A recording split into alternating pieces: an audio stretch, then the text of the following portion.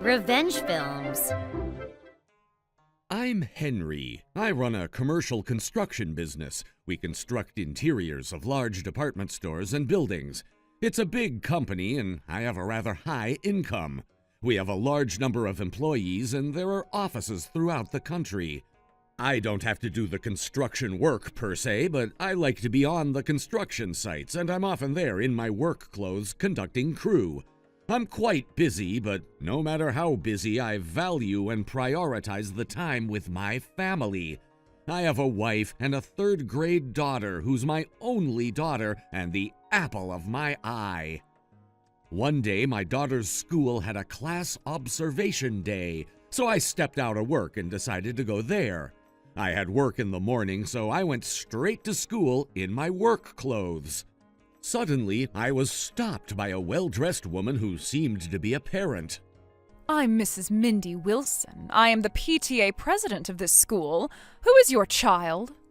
She asked me abruptly. My wife told me before that the PTA president is an infamous mom bully, so I answered with caution. I'm the father of Natalie. Then she looked me up and down. The children who come to this school are from upper-class families, but obviously there's an exception. She said this with a look of disapproval. What were you thinking, showing up like that in work clothes? You disgrace us. I'd like you to leave. She tried to chase me away, so I resisted. If you don't leave, I'll encourage the children to ostracize Natalie. That was an unthinkable thing to hear, but I didn't want my daughter excluded by other children. I was mad, but left the school. When I told my wife all about it later in the day... Ah, Sophie's mom, Mindy. The name Sophie rang a bell. There's a man in my company whose daughter's name is Sophie. Chris is a reticent but good worker. It turned out the husband of the mom bully was my employee. I didn't want to lose such a serious and honest worker, so I didn't make a big deal out of it. A few days later, Mindy showed up unexpectedly in the middle of a meeting. I am sorry for my behavior the other day. She put a box of cake on the table. Chris was surprised. Why are you here? You have no business here. Go home. But she said, I never imagined that you were the president of my husband's company because you were in work clothes. I hope we can start over. I want us to be friends. She wanted to shake hands, but I refused. I can't be a friend of somebody who would belittle someone just for wearing work clothes and threaten to ostracize my daughter at school. Please leave, I said to her coldly. Are you aware that I am the PTA president? You should be careful with what you say if you love your child. And if you do something to my husband for this, I won't be quiet. She was mad and threatened me again. Before she added something more, Chris took her outside the room. On the same day, Chris stopped by my office after hours and apologized for what happened earlier. I said, "It must be hard having such a strong-willed wife. Actually, I'm going to divorce her." According to Chris, Mindy was hysterical at home and often punishes Sophie for little things. She's the one who wanted to come to the city to put Sophie in a private school. Sophie has had a weak trachea since she was little, and Chris wanted to stay in the country for her where the air was cleaner. But Mindy pushed the idea and arranged everything for the move. Once they started living in the city, Sophie's health deteriorated as Chris expected.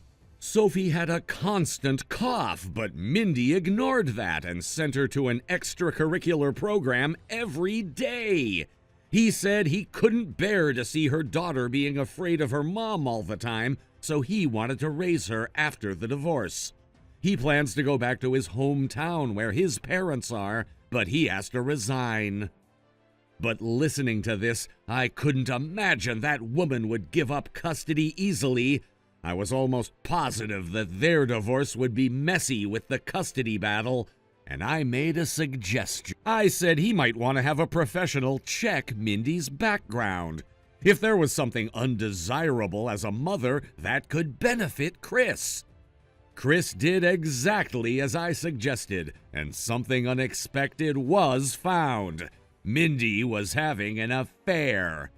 While she sent Sophie to an extracurricular school, she was seeing a man she met at the PTA meeting who was a board member. Within a month, he came to me again with a resignation letter in hand. He said as soon as the divorce was final, he decided to move back near his parents' house. He thanked me, but I didn't receive the letter. Instead, I offered him a position at the branch of my company closest to his parents' home. I thought it would be hard for him to find a job in a rural town. He was overjoyed to hear my offer. Thank you so much. It was my main concern whether I could actually find a job there or not. I encouraged him to work hard like before until the relocation. Once his relocation became official, Mindy stormed into the office again. I demand an explanation. What did my husband do to deserve the transfer to the countryside?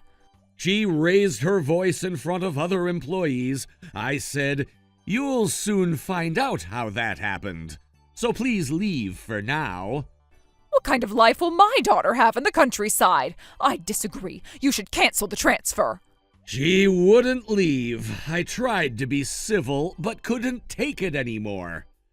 Chris said he would divorce you and move back to the country. He already knows that you had an affair while you neglected your child. Other employees there were now quiet. What are you talking about? An affair? Me?